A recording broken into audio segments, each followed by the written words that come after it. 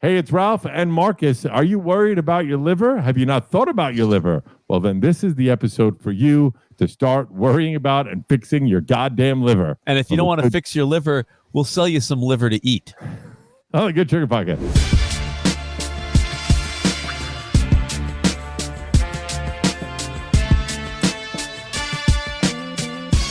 Welcome to the Good Sugar Podcast. I am Ralph Sutton, direct from his lecture hall series. It is Marcus Antebi. How are you, sir? I feel great. My liver is doing fantastic right now. Good. And we're going to get into that in a second. I'm going to make you jealous first, right? I don't know if it's going to make you jealous. I think it might.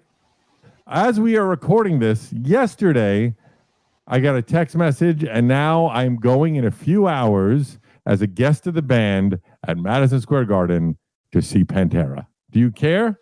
I think they're great musicians. They have a few songs that are unbelievable. Metallica, I would say, is more my speed when I go into that genre of music. But what do I know about music? Well, there was a time to the listener in our lives, Marcus and I, boy, did we share music. We love Soundgarden. Remember that new Soundgarden? You were living with me at the time, and we were listening to the new Soundgarden. And then Pearl Jam played SNL, and we were watching in such feverish intensity. We were so excited when they did a new song live. And I remember, I don't know, you're not going to remember this at all, Marcus, but I remember it so clearly because only the first album was out. The second album was not out yet. And I say to you, because they started playing the song, I don't recognize it. The song is called Not For You. It's on the second record. And I say, what song is this? And you said, I don't know, but it's genius. Oh man! Do you remember that? You don't remember that? I kind of remember that. My music. Obviously, you're a prodigy when it comes to a very specific genre. I would say you're a '90s rock guy, right? 80s and 90s rock and 80s hip hop. Those two things I know pretty well. Okay, so that's a pretty broad range. I listen to at nighttime on YouTube. I listen to Rick Beato. Do you know who he is? Don't know who that is. He's a great music engineer, plays every instrument, and he just, he'll talk about top 20 guitar intros, best guitar solos, and he'll interview a lot of greats. So I learn a lot from his wisdom. I mean, I think the grunge movement, I think obviously we kind of grew up in it. Mm-hmm. But not really, because I started listening to music at a really early age. My favorite band was Black Sabbath when heard of them. Black Sabbath when I was 13. I just think that that 90s that 90s grunge scene produced such incredible music in such a short amount of time. But the reason why this all ties together is one of the things I think is synonymous with Pantera is drinking heavy, and drinking is synonymous with being shitty on the liver. So it ties together beautifully. Well, that was a great tie-in. I would just say that there has never been a music subject that didn't involve heavy drinking, even jazz. No, I think musicians. Rock more than any, techno is drugs, you think of techno, you think of drugs. I think of Britney Spears, and I think of her downing a bottle of whiskey in her hotel room. That's true. All right, Marcus, we talked about them enough. Let's bring them on right now. Registered dietitian, Kristen Kirkpatrick, and gastroenterologist, Dr. Hanouneh. This is their second book together. The first one was called Skinny Liver back in 2017. And we're here to talk about regenerative health, discover your metabolic type, and renew your liver life. Doctor, dietitian, welcome to the Good Sugar Podcast. Thanks for coming.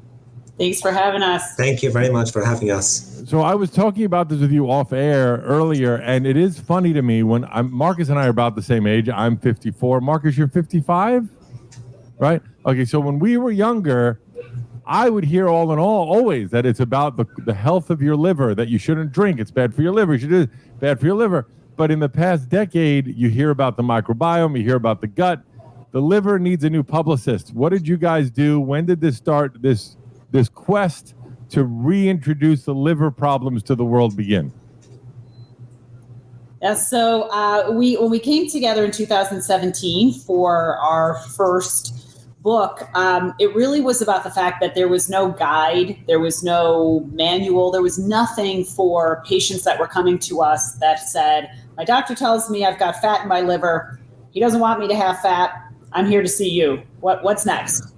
right? So there was nothing. So we really came together initially just to kind of put the general high level guide out there. That was the focus of why we really wanted to write that first book. And then this Regenerative Health is really just kind of going deeper into it, looking at really the fact that the liver doesn't have a publicist, and why do we need to focus on this important organ, and what are the ways to do it? Okay, well, one of the things you touched on it, one of the terms I've heard a lot in my life is fatty liver disease. That's something you hear a lot. Is that the main issue with the liver? Is that fat gets into the liver and that's what causes the problems? Yes. Yeah. I mean, Kristen and I, we call the liver the forgotten organ. I think, we pay too much attention, to other things. But, to your point, we never talk about the liver. And yes, fatty liver is extremely common. I'll give you some statistics. Actually, believe it or not, 1 in 4 people have fatty liver disease. I mean, just think about that for a second. 1 out of 4 people have fatty liver disease. If my math is right, that's about 25%. There you go. Yeah. And as the name implies, it's fat in the liver happen because of the Western diet, because of type 2 diabetes, because of other metabolic risk factors. And it's currently the leading cause of liver disease, liver transplantation, and liver cancer in the country. Wow. So does it come from its primary cause is a shitty diet? Is that the primary cause of it? Or is there some genetic predisposition that might make you have a fatty liver? I'd say both. So yes, there is certainly genetic makeup that set the stage for fatty liver disease and makes certain individuals at higher risk to develop fatty liver disease. Indeed, actually, a recent study showed that Hispanic, for example, are at increased risk of fatty liver disease for genetic related reasons. But genetic is not everything. And unfortunately, we can't change our genes, but we can change our lifestyle and diet.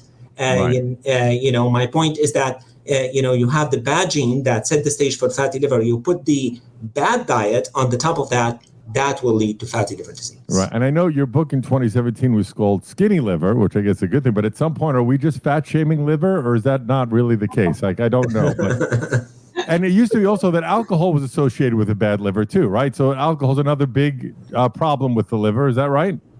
Yeah, for sure. I mean, as you know, there's stigma of liver disease. As soon as you say liver, the second thing comes to your mind would be alcohol and drinking. But today, like we said, the most common cause of liver disease is fatty liver.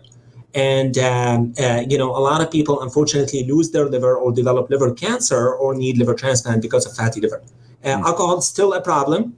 But I think, we forgot a little bit about the other component, fatty liver disease. So I am someone that I'm always want to know, is there a test? Is there something I can do to show me if my liver is in a bad state right now? Is there something that, I don't know, just something I could do, look at, and say, go in the kitchen and get a sharp kitchen knife. I'll show you exactly. I'll show you what to do.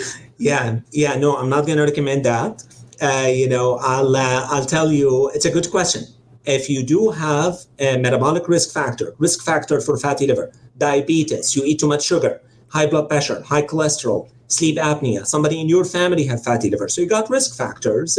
What do? You tell your doctors to get some blood test and picture of the liver, ultrasound or something called FibroScan, some kind of picture of the liver to find out if you have fat or not. Blood test and images. All right, so I told you guys off air that I'm the idiot here, so explain to me like a child what the liver is doing in your body that leads to these problems. Your liver is like your filter, right? Yes, indeed. I mean, I use this analogy all the time that the liver is a security gate. Anything comes to your body has to stop filtered by the liver before it gets in. And and that's why when you have when the security gate is broken, because you have so much fat, the liver is overwhelmed with fat and other things. Some of the bad guys going to get in and build up in your system, and that eventually will cause problem, such as not just liver problem, quite honestly, but even multi-system problem, heart disease, heart attack, stroke, cancer, and not just liver cancer, but even cancer outside the liver. So I would ask this question, if it is a filter for your body. I mean, Marcus is vegan, so this is not a question that would involve Marcus, but as someone who's an omnivore and as a Jew, we were given chicken liver and it was quote unquote great for you. Beef liver is supposed to be great for you. If it's a filter, you would think it would not be good for you. But is that a misnomer? Am I wrong there, or is it actually good for you in your mind as a dietitian, Kristen? Yeah, so I don't really recommend consumption of liver because of the fact that it does filter the toxins. So when you have liver, even from another animal, of any kind of animal. You said it like people eat liver of humans. That's why you say it that way, to make that clarification? Silence of the lambs.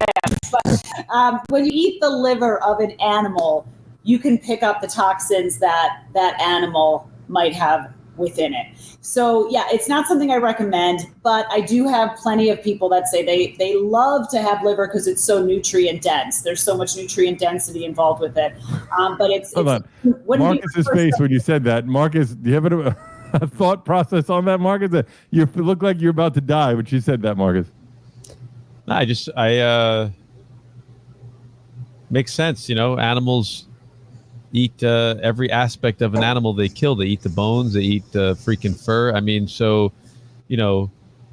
there are ideal places of the carcass you're consuming that contain the most nutrients and the least garbage.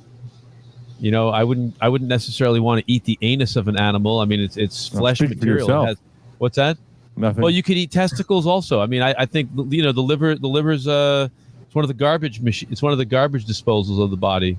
Right. So, I mean, obviously when you're eating the liver, you're not like just ripping it out of the person and like, chomping down on it. You're probably filleting it and taking some of that muck out, and then you're cooking it. But, it's just gross. All right. So let me ask you this. The book introduces 4 different types of liver, I guess, people with what type of liver? Like, it's a finite list of 4, or is it shades of gray with that? So it's not so much that it's shades of gray, but I think based on where we put someone in the metabolic type, you can kind of pick and choose what dietary pattern you want to use. And really why we chose metabolic types was because throughout all of our research, 20 years of being in this field of looking at diet, looking at hepatology, BMI is not a good indicator of health. And so we know that now. So we think waist circumference is a much better indicator. Waist circumference is going to look at that midsection.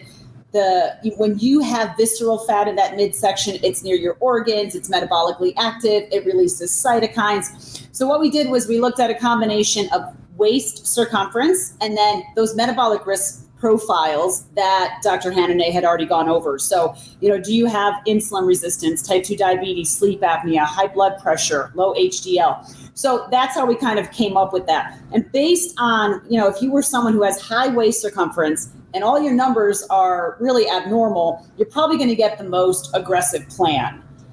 Despite that, we don't want to focus on restriction, and we didn't want to focus on a diet or diet culture.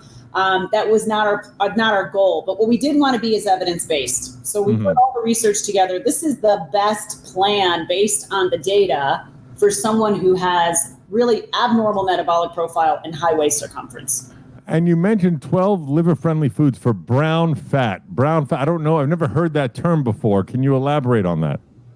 So brown fat is the type of fat we all want. We don't want the other types of fat. How many types of fat are there? I'm an idiot. I'm sorry. I don't know. How many types of brown fat, white fat, and I think there was a third one I was just reading about the other day, but I don't think we've covered that in our book.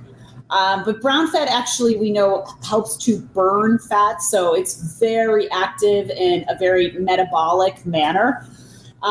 Really what we're trying to talk about, and we talked about it just briefly because it doesn't have a huge bearing on liver, but it has a huge bearing on your actual, your metabolism and your disposition, things like that. The foods that we mentioned are really going to be more in line with just better metabolic health. Brown fat is not an easy one to accumulate. We've had a lot of articles about that, a little bit of research on it as well. But really, it's about which are the things that will help you with blood sugar management. If we can't manage our blood sugar, we're more likely to put on fat more easy. What's like some of the heavy hitters that you recommend that these are golden goose foods? We love coffee. That's one. I mean, obviously fruits and vegetables, right? Fruits, vegetables, healthy fats, extra virgin olive oil. There's a lot of data looking at extra virgin olive oil. We're a huge fan of that. I mentioned coffee first because I think sometimes people are like, oh, coffee, that's like, I try not to have too much coffee or coffee's bad for me. But if you look at what foods have the most studies, in terms of reducing the risk of fatty liver disease and also reducing things like fibrosis, the scarring once you get into those latter stages. There's a lot of bioactive compounds in coffee, and there's a lot of benefit to it. Does it matter how you have it? If it's espresso, if it's cold brew, does it make a difference and change the profile? Not really. We've seen studies that looked at both caffeinated and decaffeinated. Now, we could really get into the weeds and talk about, do we go organic? Do we go more high elevation? So that's a little bit separate. But if you're just going at a basic level, decaf versus caffeinated, studies are very positive on both. So is it the bean? Is it the caffeine? We don't know. Could be how they combine together. Could it be that I overdo coffee? Or, is there a time, is there a suggested amount per day that is best for the body? Yeah, so there's, from a nutrigenomic standpoint, there's a gene called the CYP1A2. Wait, say that word again. From a what standpoint? Nutrigenomics. I don't know that word. Yeah, nutrigenomics looks at the genetics behind your lifestyle choices. So there's about 74 main nutrigenomics genes that we see being tested. We do this at Cleveland Clinic. And so from a nutrigenomic standpoint, there is a gene called CYP1A2 or CYP1A2.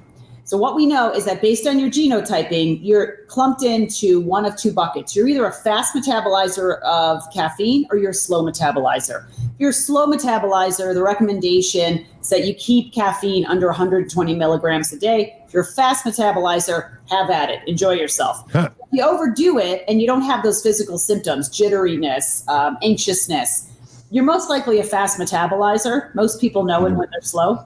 But that would be really the only concern where you really have to look at, okay, should I limit my caffeine consumption? Because some of those genotypes, too much caffeine, you get into some cardiometabolic or cardiovascular risk factors. By the way, Marcus, I'm going to plug Goodsugar for a second here. The coffee with the ginger, and I think it's almond milk. Is that what it is there at the store? Is really unbelievable. I make that in my house every day, and you guys were one of the catalysts for that. Delicious. Thanks for stealing it. Yeah, well, you're welcome. That's what I'm here for. There is no treatment for the disease of fatty liver, right? There's no nothing you could take. There's no surgery. You just got to start changing your diet. Is that the only option? As of today, yes, that's the only option. There is currently no licensed medicine by the FDA to treat fatty liver disease. Like a wise man once said, let the food be your medicine. Short answer is yes, lifestyle is the key. That's really wild. It's funny. Marcus has been saying this to me for years. It really does all come back to diet in so many aspects of our world. Why does that surprise you? I don't know, because I'm a dumb idiot. That's why. It's not to shame you. It's the same idea. The concept is, a race car driver. When they get behind that wheel, they know a lot about what's happening underneath the hood. They understand the concepts of all the mechanisms and stuff like that. And I think, we can't really lift up the hood and see what's underneath it. But, it goes without saying that if you had a really incredible sports car, if you put bad fluids and the wrong fuel in it, it's going to break down faster. So, I think it's a consciousness problem that I think we sort of put ourselves to sleep to something that's such a basic concept of reality, is that what you consume is going to affect all aspects of your existence. Right. That makes sense. Yeah. So what should I be looking for, guys, to understand which profile I am, to see where my head is at? Am I the preventer? Am I the fine tuner? How do I know? Yeah. So number one, you got to take your waist measurements. So if you're over 40, then it means that you have an abnormally high waist. And then of course, the higher it goes, the more abnormal waist circumference. Well, let me ask you a question on that. I'm sorry to cut you off. I am a giant person. I am 6'5", 6'6", and I'm very wide. So already I think that am I wrong to think about, I'm about a 36 or a 38, but I'm a 52 jacket just because I'm broad. So does that still hold true? Waist circumference is pretty accurate in the majority of cases. It's BMI that's not accurate. So your BMI might show a number that maybe is not accurate to you, but waist circumference is pretty accurate in terms of kind of looking at the data, looking at the studies in terms of predicting risk factors. So over 40 is what we look for. And then looking at all of those numbers. So if you've had recent blood work done, or if you know your blood pressure, things like that, that will give you a little bit of an idea. Like, okay, let's say I'm lean. Let's say you're under 40 for a man for waist circumference, but let's say your cholesterol's high, your hemoglobin A1C is slightly high, maybe pre-diabetes. So that would put you really in a camp where you're more of like the fine tuner, right? So you're kind of like, you don't want to just ignore this. You still want to look at diet. I think we should always look at diet, but I'm biased as a dietitian.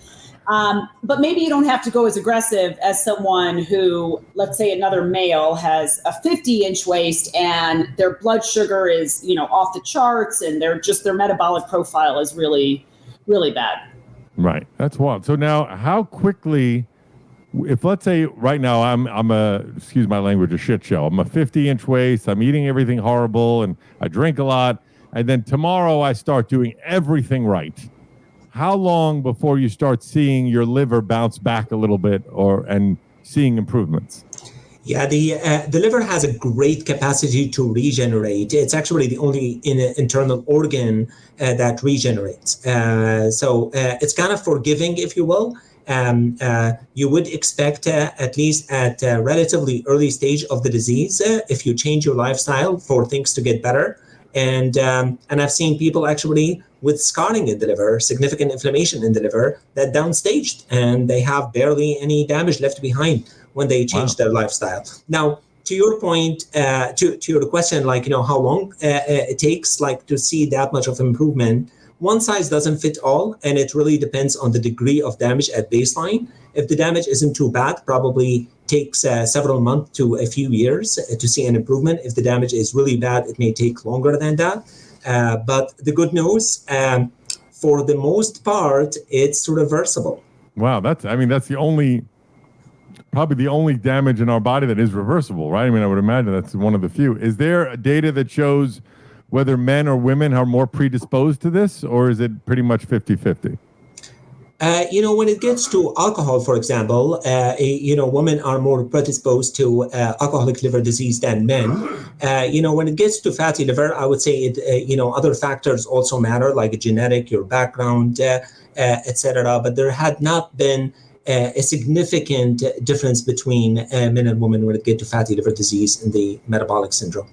So the main difference with this book versus the last one is it's trying to make changes in your life dietarily, or what is the main focus on regenerative health versus skinny liver? You hit it. It's really more of a focus on diet. And then also taking the opportunity to look at all of the new data that came out since 2017. Skinny liver was about, hey, here's what your liver does, and here's what fatty liver is, and here's kind of a general plan. This is more specific to, let's now look at some of these specifics that we've already talked about, and then really kind of break down what is going to be the structure of how you should look at your dietary pattern. So it's much more diet related. And as you said, new data since 2017. Is there anything in the past, what is that now, 7 years that came out that you're like, well, that's fucking surprising. I didn't know that. Anything that was shocking when you were doing this research? I remember we were doing research for the first book, and there was all these like doom and gloom studies on high fructose corn syrup, right? And so I had all these people that would come to me and say, well, I don't have any high fructose corn syrup, so I'm good. But yet they were having other types of sugar. And so they were just kind of discounting it because it was high fructose corn syrup that the study showed was just the real culprit. We now know that it's really any kind of refined carbohydrate, any kind of simple sugar not attached to fiber. So we're not talking about fruits. We're not talking about vegetables, things like that. We're talking really that Western profile, but we now know really an important differentiator, because people are very confused on the battlefield. They hear the word sugar and they automatically think that fruit is causing them cancer, and it's the opposite. It's the opposite. When people avoid fruit, they're giving cancer an unfair advantage. Yeah, I saw some dude, Marcus, on TikTok. Refined sugar. I saw some dude on TikTok saying grapes were poison. It's just you're just. You know what? I've been in the food business for 17 years, and I hear everything. I mean, it's just amazing how many quacks there are on every side of the argument. And there's people that just say shit, and you just have to ignore that. For example, tomatoes, right? It's a nightshade. Some people don't do well with it. In China, the emperor declared tomatoes poison because he was allergic to nightshades. Is it poison? No, because I could eat tomatoes. I mean, Italy did great with tomato sauce. I mean, so, to be serious, there's no perfect food for every human, right? There's some people who are allergic to peanuts. There's people who don't do well with goitrogens. There's all kinds of things happening in the chemistry. I think that the hardest thing to do when you're in the industry and you have a customer base and you have to actually keep them coming back to buy something is to tell them the hard line truth. Like to me, I would never moderate someone's drinking. I would just say, you got to stop drinking. You're either putting nutrients in your body or you're putting toxins in your body. So I know that people aren't going to listen. They're going to do their own thing. But I think you still have to tell them what the absolute truth is in how this stuff works to dispel the confusion and the murkiness around nutrition. And now they're finally saying that after 20 years, that red wine is not good for you. That was like they had a great publicist for a while that red wine was supposed to help you out. And now they're saying, no, it's not good for you anymore. So people are using that as license to drink red wine for the last 20 years. Yeah. Well, and even if you look at the studies on longevity, if we look at studies that assess blue zones, things like that, they're all plant-based. You really don't have studies on longevity that shows that, there's one area that everyone's a carnivore and they're all doing great. Now, maybe that just hasn't been studied yet, but we don't see that. So there is a connection for sure between plants and our ability to not just live longer, but live longer without disability. Right. Eskimos do great on a 100% fish diet, because they have other factors that mingle in with the equation. So that's the reason why it's difficult to compile accurate data, is because the variables are all different. None of it's being done in a laboratory with controlled focus groups. The idea here is really simple, is that, if you burden the liver, which, correct me if I'm wrong, the liver is an accessory organ to digestion. Is that correct? Is that what medical people would say? The liver is an accessory organ to the digestive process?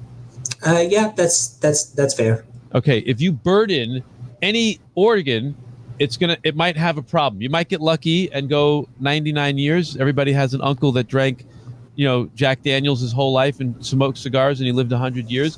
But you would never prescribe that diet to the average person because most people are going to die from that type of diet. My grandfather smoked a pack of cigarettes every day, drank every day, lived to 93.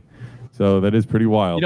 So the placebo effect, his doctor told him in the 50s that he should smoke Pall Mall because they opened up the Y band. So he thought he was doing something healthy every time he was smoking. So maybe that did him some good. I don't know. Yeah, it is pretty wild. By the way, should I assume that one of my favorite things, I haven't had in a long time, and I think it's duck liver. Foie gras is duck liver, right? Or goose liver. Probably the worst thing in the world for you. Am I right? Is that fair to assume? It's not something I would recommend. Let me just put it out. It's the worst thing. It's the worst thing in the world for the duck, not for you. Yeah. What do they do? They jam bread down the living duck's throat so it can continue to digest the bread, so that there's a better taste. It's pure. Sounds delicious. What can I tell you? I do have a question. I love talking about the liver. I learned that this was from years ago. Spending some time with the Jocelyn diabetes people up there in Boston. That it was it wasn't the ordinary culprits that were causing liver problems. It was the overall burden that the person was doing, the taxing on the body. So a high protein diet combined with processed food was burdening the liver, which in fact was probably making the person more susceptible to things like diabetes. Is there any truth to that? I would say the short answer is yes. It's almost like a viscous cycle, quite honestly.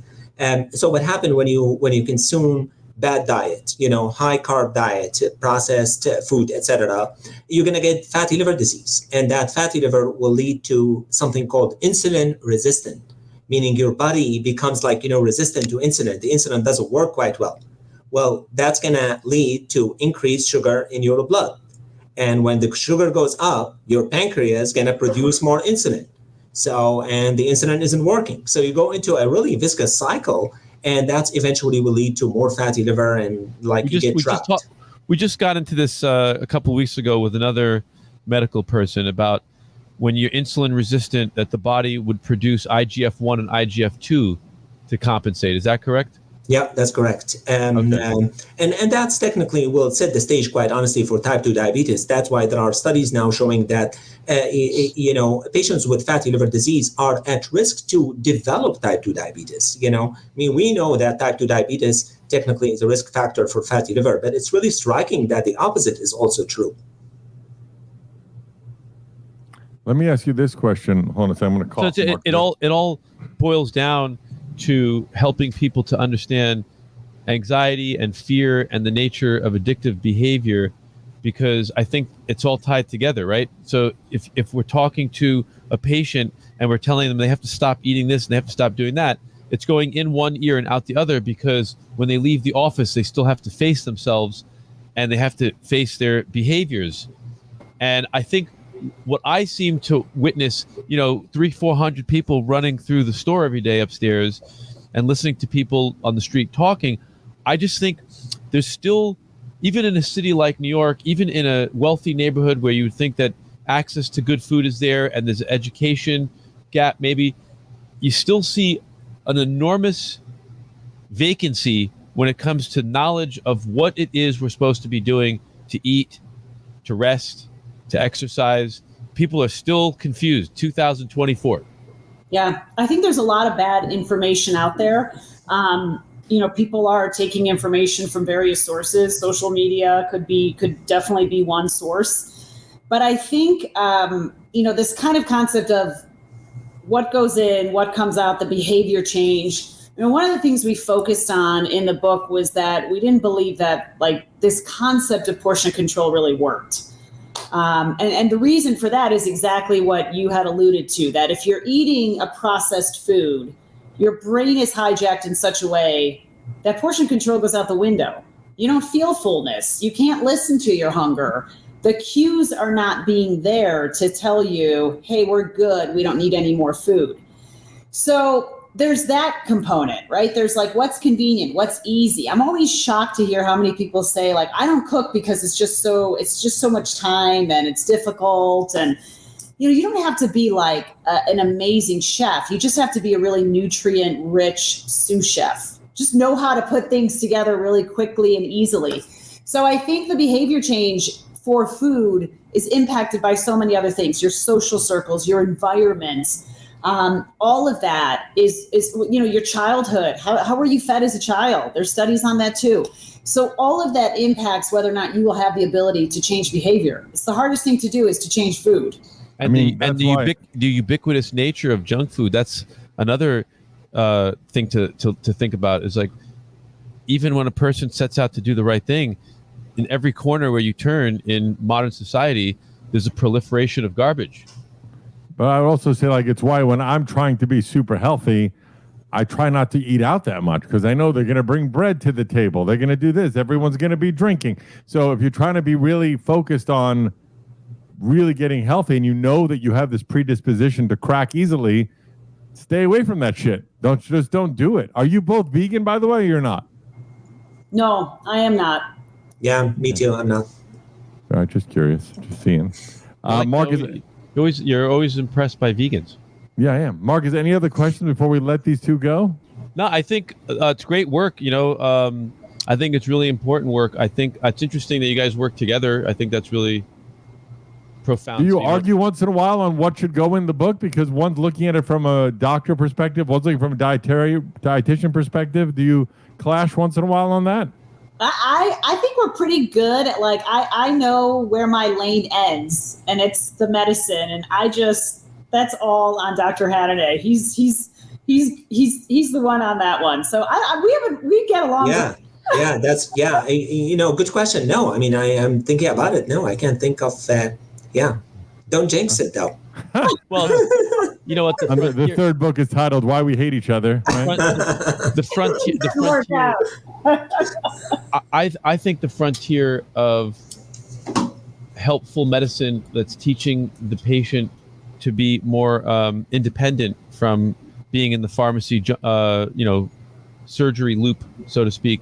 I do think that there's a lot of psychology that has to go into that, because, I think that when you're talking to people who are not eating well, and, no judgment in a hostile way, I think that sometimes we're talking to a grown-up who's still a 4-year-old that just wants more candy. My 3-year-old, an M&M to her, she'll fold my laundry if I bribe her with it, right? Yeah. So we grow up, and we still have that mentality around food. And the truth is, we can't see, other than gaining weight or, your skin or not feeling great, we don't actually see what's going on under the hood. You can't see the liver being burdened or being, building up fatty tissue. I mean, kind of almost would be a better version of our design is if we could see everything flowing and pumping, because we would know right there real time if we were doing the right thing. Is it a Western ideology, the candy for doing things well? Like, is that a universally thing? Is that something universal? I don't know. Do you know? Well, I will say, so I do, one of the things that I present on and have a lot of patients for is nutritional psychology. So I work with a lot of people that are in programs for trauma, for addictive behavior, which could be alcohol, could be drugs, depression, anxiety. And whenever I'm talking to them, the first slide I always show is a picture of a little kid falling off their bike. And my first question is, what was the response of your caregiver when you fell off the bike? Wow. Was it, hey, don't worry, we're going to go make cookies. I'm going to take you to McDonald's, right? What was the response to calm you and to soothe you? And no one has ever responded like, well, my mom got up and said, let's go steam some broccoli. So there's a huge aspect of that. Like, where did you see calmness and soothingness as a child? You are most likely going to bring that into adulthood. And it'll be really hard to not look at certain foods because they are soothing initially. Right. Well, it starts off with sugar and dairy, right? From the moment you get the boob in your mouth, right? You're drinking basically a cocktail of sugar and milk.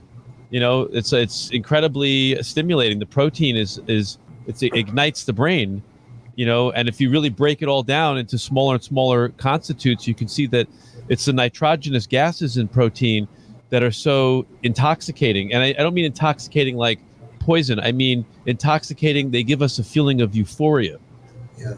And it's very hard to break that because we don't necessarily have other methods secure in our psyche for bringing ourselves to calmness other than eating or spending or watching TV. We have a lot of things that we do to try to bring ourselves into a state of relaxation.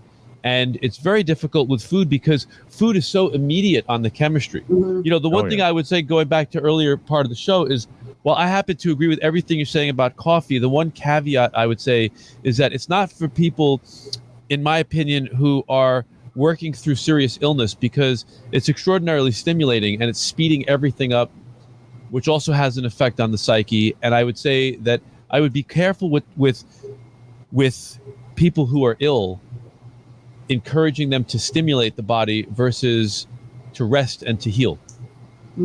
Yeah. In not all cases, maybe stimulation for some type of a disease is the only way through, but right. But it's a good point, right? And it really does point to the aspect of personalized nutrition. And we talked about that, just this aspect that there's no one size fits all approach for everybody, right? There's always going to be things that will work and things that might not work based on so many factors, genetics being one of them, but your current disease state, whether that is I'm free of disease or I have this chronic condition. I always look at that. I mean, that's just kind of ingrained in integrative medicine, which is what I am. I'm an integrative dietitian. But I think that's also the problem, is that some people will say, well, I'm going to do this diet. It worked for my neighbor, so it will work for me. And that's not always the case. Yeah, it's almost never the case. So the book is called Regenerative Health. You can find it on Amazon. It's the subtitle is Discover Your Metabolic Type and Renew Your Liver for Life. Kristen and Dr. Hanouneh. Am I saying it right? I probably screwed it up again, but thank you so much. Is there anything else you want to plug before we go around the room and plug our plugs and stuff? No, just thank you for having us on. It was an honor and a privilege. Yeah, I echo that. Thank you very much. My other podcast is called the SDR Show, Sex, Drug, and Rock and Roll Show. It comes out twice a week. You can check that everywhere. We were at number 50 on iTunes last week. Then Goodsugar, the store, is on the corner of 3rd Avenue and 69th Street. Go get that coffee and ginger. It is endorsed by everyone on this podcast right now. You can't miss the giant yellow sign. Mark, is any parting words before we end the show? Nah. I'll see everyone next time on the Goodsugar Podcast.